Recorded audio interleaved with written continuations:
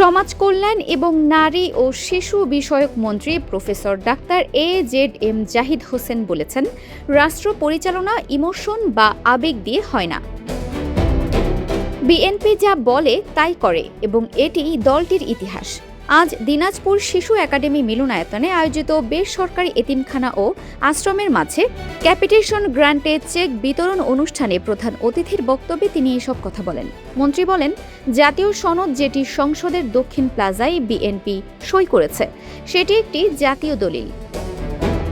BNP সেই দলিলকে সম্মান করে এবং তা বাস্তবায়ন করবে। বিএনপি তার নির্বাচনী ম্যানিফেস্টোতে যা বলেছে তা অক্ষরে অক্ষরে পালন করা হবে।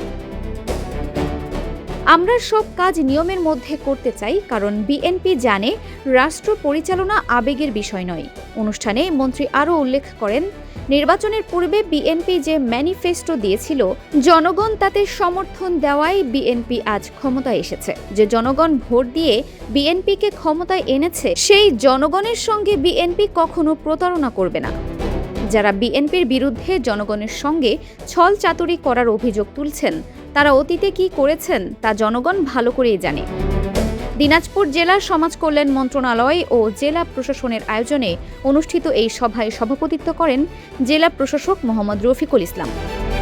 অনুষ্ঠানে বিশেষ অতিথি হিসেবে উপস্থিত ছিলেন জাতীয় সংসদের হুইপ আখতারুজ্জামান মিয়া, দিনাজপুর ৩ আসনের সংসদ সদস্য সৈয়দ জাহাঙ্গীর আলম, দিনাজপুর ২ আসনের সংসদ সদস্য সাদিক রিয়াজ পিনাক এবং পুলিশ সুপার জেদান আল মুসা সহ প্রশাসনের বিভিন্ন স্তরের কর্মকর্তারা।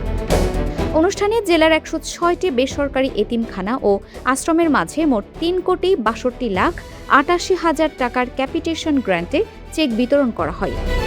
এই আয়োজনের মধ্য দিয়ে একদিকে যেমন অসহায় শিশুদের সহায়তায় হাত বাড়িয়ে দেওয়া হয়েছে, অন্যদিকে রাষ্ট্র পরিচালনায় প্রতিশ্রুতি ও বাস্তবতার সমন্বয়ের বার্তাও স্পষ্টভাবে তুলে ধরা হয়েছে।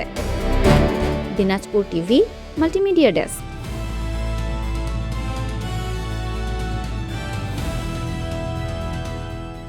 দিনাজপুর টিভি মানুষের জীবনের কথা বলে।